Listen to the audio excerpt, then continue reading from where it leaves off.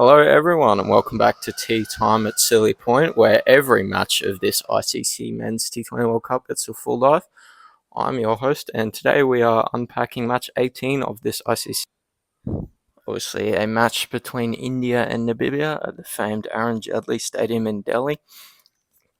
I think this match is really all about India's explosive performance. They accumulated a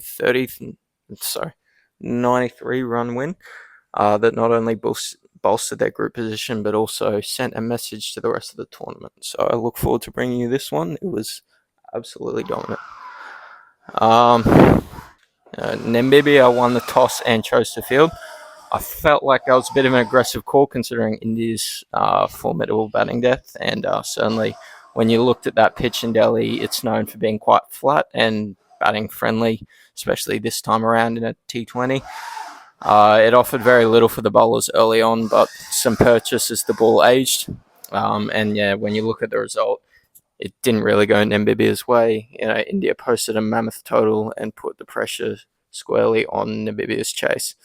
I think it was just a challenge they could never fully contend with. So when we look at India's innings, obviously Ishan Kishan exploded with a blazing 61 of just 24 balls, peppered the boundary with 6 fours and 5 sixes at a strike rate north of 250. I think that just instantly put Namibia on the back foot.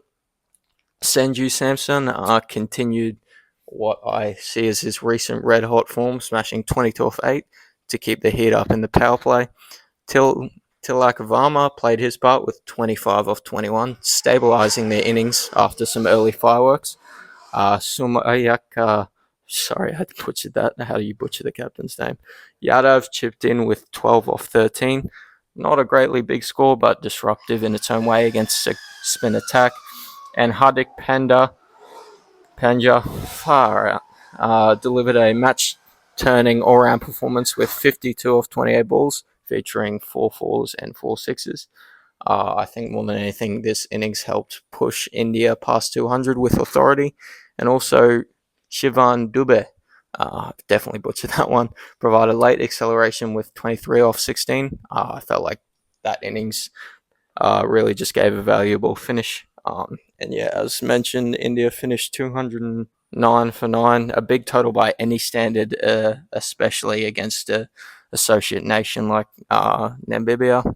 Obviously, when you look at the bowling, there was some good aspects like Gerhard Erasmus, 4 overs, 20 runs, 4 wickets at an economy of 5, but I think he's the only real one that contributed here.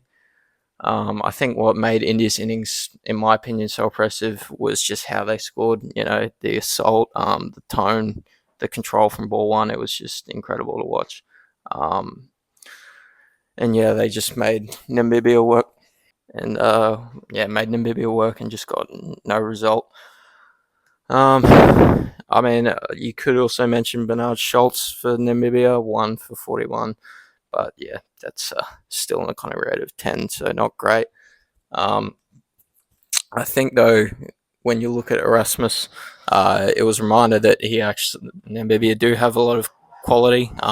He's an all-round great player, and was the only real mitigator in what was otherwise a pretty relentless barrage from the Indian innings.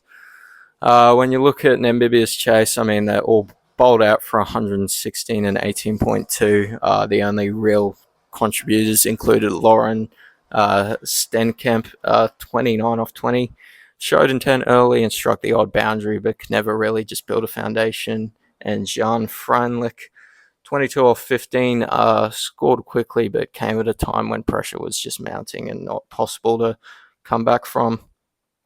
And I think just in the end, they were eventually all dismissed for 116, giving India a comprehensive 93-run victory.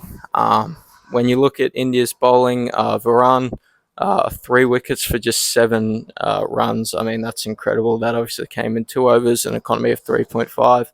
Hardik Pandya, obviously their opening bowler, 4 overs, 21 runs, 2 wickets, an economy of 5. And also Axar Patel, who is obviously a world-class spinner.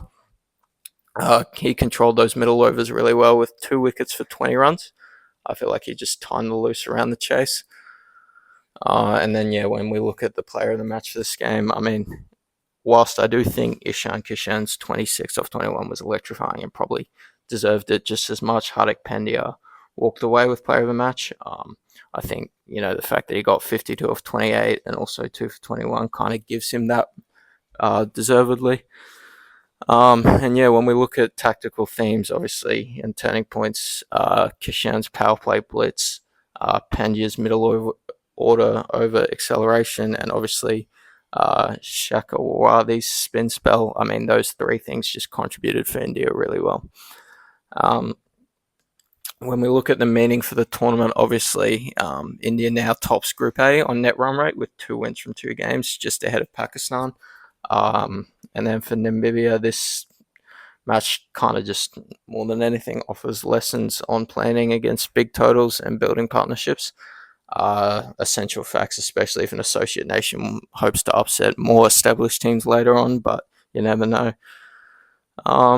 Yeah, that's pretty much it on our deep dive for India versus Namibia. Let me know if I missed anything. I continuously enjoy making these episodes, and I hope you do too. Stay tuned for more. This is Tea Time at Silly Point. Thanks for listening, and I'll see you in the next one.